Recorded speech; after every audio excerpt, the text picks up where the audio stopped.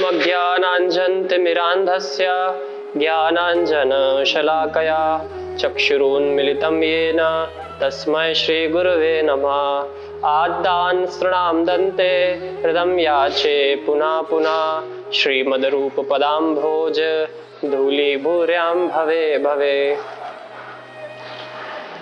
यह तो प्रेम की बात है उधो, बंदगी तेरे बस की नहीं। यहाँ सरदे के होते हैं सौदे, आशिकी इतनी सस्ती नहीं। प्रेम प्रेम क्या है? प्रेम किससे किया जाए? क्या प्रेम का कोई धर्म होता है? तो प्रेम एक अद्भुत रस का नाम है। प्रेम ही सर्वशक्तिमान है इस संसार में। वह अगम्य प्रभु को भी वश में कर लेता है, ऐसा है ये प्रेम। श्री रूप गोस्वामी श्री गोसाई जी तो भक्त रसामृत सिंधु में कहते ही है कि श्री कृष्ण आकर्षणी चासा, अर्थात वह श्री कृष्ण जो इस समस्त संसार को भी आकर्षित कर लेते हैं, उनको भी अगर कोई आकर्षित कर लेता है तो वह है प्रेम। ब्रज के रसिक संत रसखान जी कहते हैं, सुरेश शेष महेश गणेश दिनेश जाहि निरंतर गावे, जाहि अनादि अनंत अखंड अछेद अभेद सुवेद बतावे। नारद से शुक व्यास रणत पचिहारी पुनीतऊ पार न पावे, ताही अहीर की छोरनिया छचियावर छाज पे नाच नचावे। अर्थात जिनकी सतत देवता वंदना करते रहते हैं, वेद भी जिनको अगम्य बताता है, नारद जी शुकदेव व्यास आदि भी जिसके तत्व का पूर्ण रूप निरूपण नहीं कर पाते, वह प्रभु अगम्य प्रभु मात्र प्रेम के वशीभूत होकर जो ब्रज की गोपियां हैं, ग्वालिनें हैं, अहीर साधारण सी, वह उनको एक चुल्लू भर छाछ के लिए नाच नचाती हैं कि लाल अगर तुम्हें हमारी ये छाछ पीनी है तो हमें नाच के दिखाओ। और वह अगम्य प्रभु उनको नाच के दिखाते हैं, मानो उन ब्रज गोपिकाओं के हाथ की प्रभु कठपुतली हो। यह प्रसंग मात्र प्रेम के कारण ही हो सकता है। प्रेम की कोई जाति नहीं होती, प्रेम किसी वर्ग विशेष के लिए नहीं है, प्रेम का कोई धर्म नहीं है। प्रेम ही अपने आप में एक धर्म है। तो ये प्रेम मार्ग ही सबसे प्रकांड मार्ग है। प्रेम की कोई जाति नहीं होती। इसी से एक बहुत सुंदर प्रसंग याद आता है, जहां पर श्री आचार्य चरण से सनातन गोस्वामी जी के सेव्य ठाकुर श्री मदन मोहन जी, उनके मंदिर के ऊपर एक मुकदमा चल रहा होता है और उस मुकदमे का संबंध लेके हर कुछ दिनों के अंदर एक ताज नामक मुसलमान मंदिर के बाहर आता है। वह हर कुछ दिनों में संबंध डाल जाता है क्योंकि मुकदमा चल रहा होता है। एक दिन उसके मन में एक जिज्ञासा होती है कि अंदर विराज रहे श्री मदन मोहन लाल जी के स्वरूप कैसे हैं, उनके दर्शन करे जाएं। तो वह दर्शन की उत्कंठा में, क्योंकि मुसलमानों का अंदर प्रवेश वर्जित था, इसीलिए वह कुछ ना कुछ युक्ति बनाकर श्री मदन मोहन जी के मंदिर के अंदर प्रवेश पाता है और मदन मोहन जी की अनुपम रूप माधुरी छटा का अवलोकन करके बड़ा आनंदित होता है।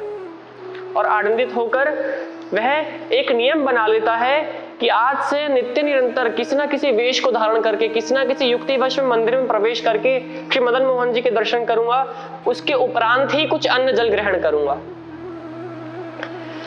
तो वह श्री मदन मोहन जी के रोजाना दर्शन करने के लिए आता है। एक दिन मंदिर के अंदर प्रवेश ही कर रहा होता है कि जो सेवायत गोस्वामी जी होते हैं, पुजारी जी होते हैं, वो उसे बाहर रोक लेते हैं और बोलते हैं कि ताज, तू तो डाकिया है, तू किस प्रकार से मंदिर में प्रवेश पाता है और तू मुसलमान भी है, आज से तुझे दर्शन नहीं होंगे। जो वह गोस्वामी जी होते हैं उसके साथ सख्ती बरतते हैं, इसलिए ताज मन संकुचित करके बिना दर्शन के ही उस दिन चला जाता है, लेकिन पूरे दिन कुछ खाता पीता नहीं है, बड़ा विरह के अंदर व्याकुल रहता है। तो गौड़िया सेवा प्रणालिका में एक पद्धति है कि शयन के समय ठाकुर जी को शयन भोग आरोगवाते हैं, उसके पश्चात ठाकुर जी को शयन करा के कपाट बंद करते हैं। श्री गोस्वामी जी ने भी मदन मोहन जी की वही सेवा करी, शयन भोग की थाल रखी और शयन करा के कपाट बंद कर दिए। जैसे कपाट बंद हुए वैसे श्री मदन मोहन जी ने छद्म वेश अपनाया और वह चौकीदार का वेश धारण कर और शयन भोग की थाल लेकर मंदिर के बाहर निकल के सीधा ताज के घर गए और ताज के घर जाके बोला, हे ताज, ले ये भोग की थाल पा, ये प्रसाद है मदन मोहन जी का और ये गोस्वामी जी ने भेजा है, मैं मंदिर से आया हूँ। ताज बड़ा प्रसन्न होकर वह भोग को आरोगता है और वह भोग को प्रसाद आस्वादन करके, और इधर श्री मदन मोहन जी क्या करते हैं, और इधर श्री मदन मोहन जी उस पुजारी श्री गोस्वामी जी को सपने में दर्शन देते हैं और बोलते हैं, गोसाई जितने भी मेरे झूठे बासन बर्तन होंगे वे आज तुम्हें कहाँ नहीं मिलेंगे, सुबह प्रातः मंदिर में नहीं मिलेंगे, अपितु ताज के घर मिलेंगे। पुजारी जी सुबह सारे नित्य कर्म पूजा पद्धति देखते हैं तो देखते हैं कि वे बर्तन ही नहीं है वहां पर, तो देखते हैं कि वह ताज के घर जाते हैं और देखते हैं कि वहां पे वह बर्तन होते हैं। वे ताज से बड़ी क्षमा प्रार्थना करते हैं, बोलते हैं ताज मैं तेरे प्रेम को समझ नहीं पाया। और भी श्री महाप्रभु जी, श्री चैतन्य महाप्रभु जी के प्रसंग में हम देख सकते हैं कि जब श्री महाप्रभु वृंदावन आगमन की तैयारी कर रहे होते हैं तो झारखंड के जंगलों से वह वृंदावन के आगमन श्री वृंदावन में पधारते हैं। और झारखंड के जंगलों के अंदर हिंसक पशु होते हैं, सिंह, मतवाले, हाथी इत्यादि, वह भी प्रेम के वश होकर श्री महाप्रभु के संग नृत्य कीर्तन करने लगते हैं। और भी एक प्रसंग देखा जाता है कि जब श्री आलरनाथ के सम्मुख श्री महाप्रभु एक पाषाण शिला के ऊपर दंडोत ज्ञापन करते हैं तो दंडोत करते ही वह शिला ही पिघलने लगती है। तो प्रेम की कोई जाति नहीं है, प्रेम का कोई मनुष्य या स्थावर जंगम सभी के लिए प्रेम है। प्रेम का धर्म ही प्रेम धर्म है। इसी को प्रकट करने के लिए श्री राधा कृष्ण एकाभूत होकर श्री महाप्रभु प्रकट हुए।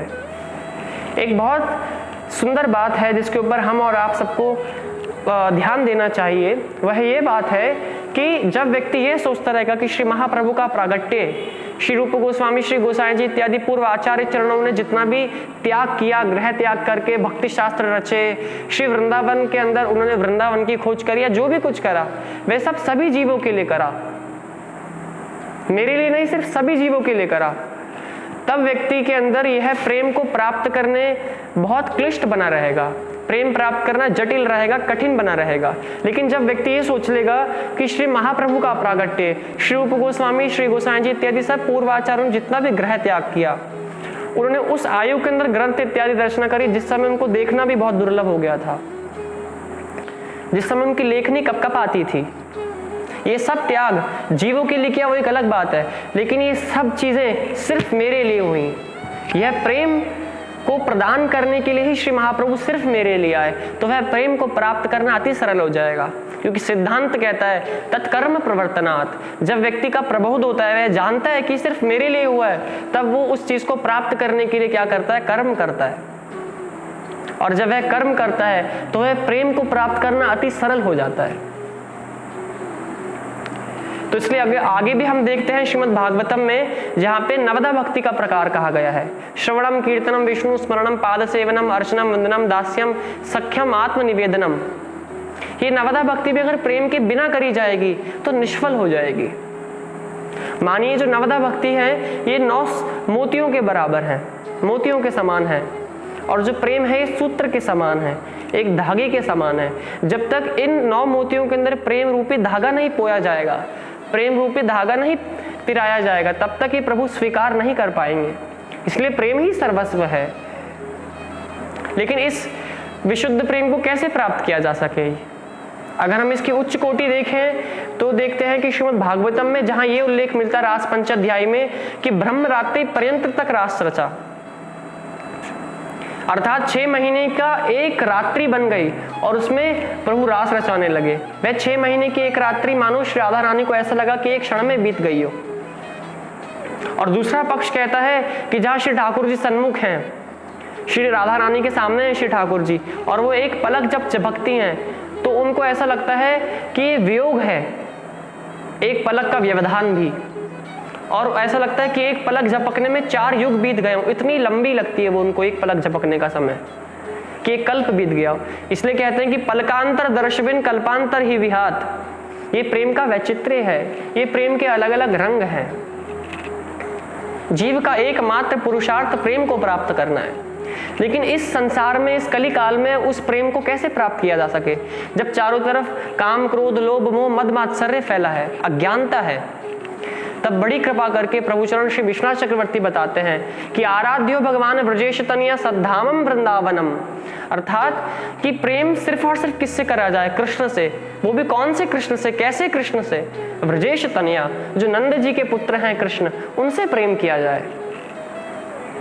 और कहाँ करा जाए तो बताते हैं सद्धाम वृंदावनम, वृंदावन धाम ही प्रेम का धाम है। ये प्रेम की पाठशाला है। इसलिए ब्रज के रसिक संत कहते हैं कि हित पांडे दंपति चटा वृंदावन चटसार, श्रवण सुनत सब गोपिका विद्या विशद विहार। अर्थात वृंदावन चटसार, वृंदावन प्रेम की पाठशाला है, द स्कूल ऑफ लव, जहां पर श्री प्रियालाल राधा कृष्ण क्या पढ़ते हैं, प्रेम की पाठ पढ़ते हैं। जिस स्कूल में प्रेम की तालीम हासिल करते हैं वह है राधा कृष्ण, और वह अकेले नहीं पढ़ते प्रेम, उनकी सहपाठिकाएं कौन है, गोपिका। श्रवण सुनत सब गोपिका और विद्या विशद विहार। जिस प्रेम रूपी नगरी के अंदर, जिस प्रेम की पाठशाला के अंदर हवा भी मानो प्रेम की विद्या है, ऐसा श्री वृंदावन। लेकिन उन श्री वृंदावन में उस श्री कृष्ण से किस प्रकार से प्रेम किया जाए, तब श्री चक्रवर्ती पाद कहते हैं व्रज वधूर व गणे अकल्पिता।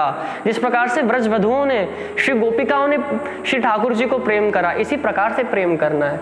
इसमें एक बहुत सुंदर विवेचन करते हैं, सूक्ष्म विवेचन, जिसमें कहते हैं कि व्रज वधुओं को, उन गोपिकाओं का अनुकरण नहीं करना, उन गोपिकाओं का अनुसरण करना है। अर्थात अनुकरण मतलब कॉपी, उनकी वेशभूषा को नहीं अपनाना।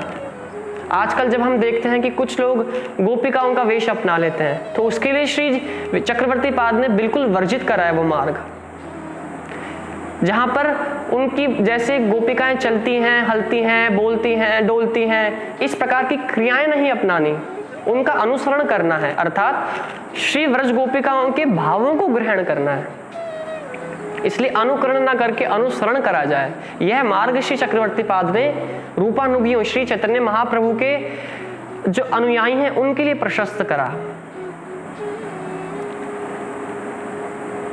आगे भी श्री विश्वनाथ चक्रवर्ती पाद बहुत सुंदर कहते हैं कि शास्त्रम भागवत पुराण ममलम प्रेमा पुमार्थो महान श्री चैतन्य महाप्रभु तत्मिदम तत्रादरो ना परा। अर्थात कि सभी शास्त्रों का एक ही मत है, भागवत इत्यादि श्री चैतन्य महाप्रभु का भी यही मत है कि प्रेमा पुमार्थो महान, जीव का परमार्थ ही प्रेम में छिपा है, जीव का लक्ष्य ही प्रेम होना चाहिए, वह विशुद्ध श्री कृष्ण के प्रति प्रेम, जिस प्रेम के कारण मीरा का विष का प्याला भी क्या बन गया, वह अमृत बन गया।